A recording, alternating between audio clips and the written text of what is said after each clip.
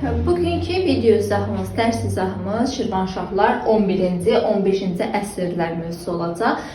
Başlayaq video izahımıza. Deməli, ümumiyyətlə biz dedik ki, Şirvanşahlar dövlətini 3 dövrə biləcəyik, yəni sülalə olaraq 3 dövrə bölünür.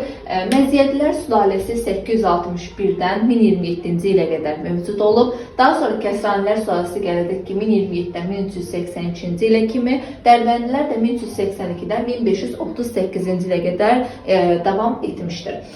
Biz danışdıq ki, məziyyətlərdə əsas iki hökmdarın adını qeyd etdik. Heysam ibn Xalid dövlətin əsasını qoymuşdu 861-də. Əbu Tahirin dövründə isə dedik 918-ci ildə paytaxt Şamaxıya köçürülmüşdü. Əsas məqam indi danışacağıq 11-ci əsrdəki Kəsranilər sülaləsinin dövründən. Kəsranilər sülaləsi 1027-ci ildə belə deyək də mövcudluğu başlayır. 1382-ci ilə qədər mövcud olmuşdur. Bu sülalə Şirvanşahlar dövlətində və onun ilk nümayəndəsi 1-ci Mənsöhür olmuşdu. 1-ci Mənsöhürün dövründə 1030-cu ildə Slavyanların yürüşü olur ki və 1-ci Mənsöhür Slavyanlara məğlub olur. Hətta demişdik ki, 1-ci Mənsöhür bu Slavyanların yürüşünün qarşılanması üçün bəndlər belə düzəltmişdi. 1032-1033-cü ildə isə Slavyanlarla birlikdə dedik ki, Slavyanlar mövzusunda keçən dedik ki, Alan və Sərirlər də yürüş etmişdi. Lakin yerli əhali və Dərbəndlər Slavyanları məğlub etmişdi. 1-ci Mənsöhürdən sonra hakimiyyətdə 1-ci Fərburuz gəlir ki, onun dövründə 1066-cı ildə Şirvanşahlar Səlcuqlardan asılı vəziyyətə düşür və hətta Şirvanşah 1-ci Fərburuz şah titulu daşımaqdan məhrum olur, məliş titulu daşıyır. 1075-də isə 1-ci Fərburuz Dərbəndi özünə asılı vəziyyətə salır, tabe edir. Dərbəndə. 1-ci Fərburuzdan sonra 1-ci Afridun hakimiyyətə gəlir ki, 1-ci Afridunun dövründə Gürcü çarı 4-cü David fəallaşır. O Şirvana yürüş edir. Səbəb də o idi ki, 1-ci Afridun Gürcülərlə birlikdə Səlcuqlara qarşı mübarizə aparmırdı.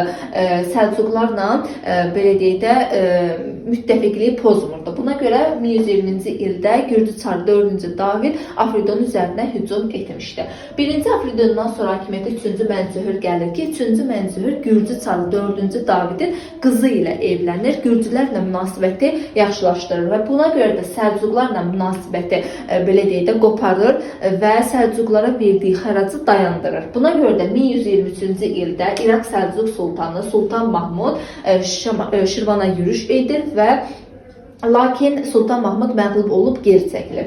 1123-1124-də 4-cü David Şirvana yürüş edir, Şamaxını, Şabranı, Buğurdu, Gülüstanı tutur.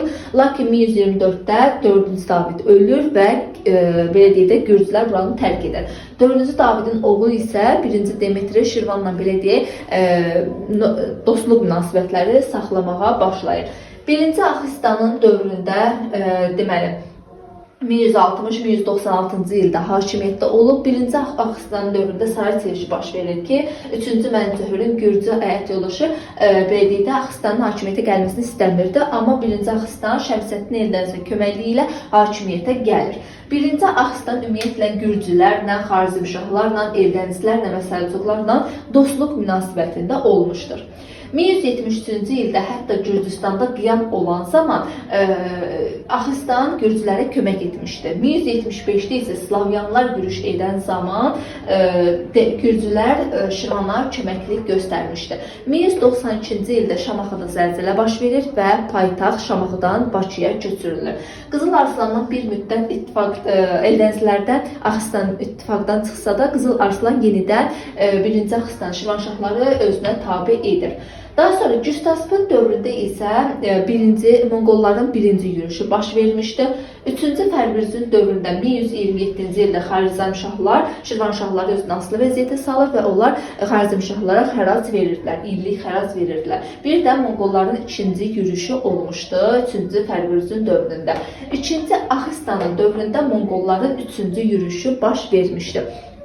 Daha sonra Çavus var idi ki, Çavusun dövründə Cəlalilər Şirvanşahları özünə asılı vəziyyətə salır 1367-ci ildə.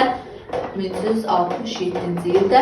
Şəngin dövründə isə Şəng sonuncu Kəsrani hökmdardır, Muğamına tabe edir, lakin üsyan nəticəsində hakimiyyətdən gedir. Aha, indi davam edirik Dərbəndilər sülaləsindən. Aha, davam edirik. Deməli, gəldik Dərbəndilər sülaləsinə. Deyirik ki, Dərbəndilər sülaləsi 1382-dən 1538-ci ilə qədər mövcud olmuşdu. Dərbəndilər sülaləsinin nümayəndəsi 1-ci İbrahim idi ki, 1382-dən 1417-ci ilə kimi hakimiyyətdə olmuşdu.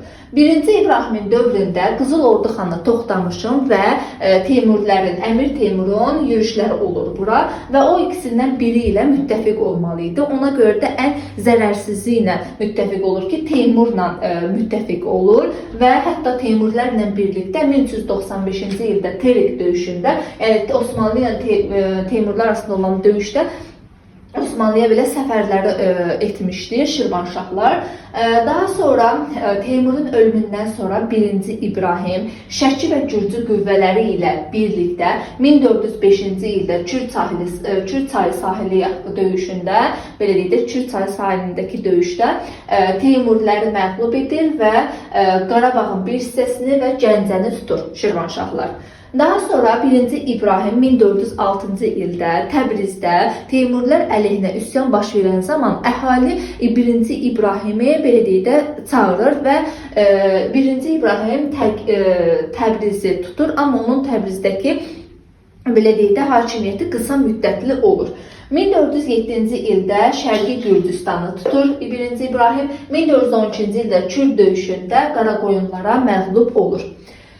Daha sonra 1-ci İbrahimdən sonra biz 1-ci Xəlilullahdan danışacağıq ki, 1-ci Xəlilullahın dövründə Teymuri Şahruxla dost münasibətində idi. Bir də 1460-cı ildə Samur döyüşündə Cahan Şahla birlikdə Şeyx Cüneydin belə deyək də məğlub etmişdilər. Daha sonra deyəcək ki, Fərrux Yasarın dövründə Ağqoyunlarla qohum olmuşdu Sultan Yaqubla. 1488-ci ildə Şahdad döyüşündə iştirak etmişdi. 1500-cü ildə isə Cabani döyüşündə İsmail tərəfindən öldürülür. Xəlilullahdan, 2-ci Xəlilullahdan o qədər də geniş danışılmır. Sonuncu hökmdarı isə Şahruxdur ki, 2-ci Şahruux da Təhmasib tərəfindən taxtdan salınır və Şirvanşahlar dövlətinə belə də süqut edir 1538-ci ildə. Belə Şirvanşahlar dövləti ilə bağlı əsas məqamları sizə qeyd etdim.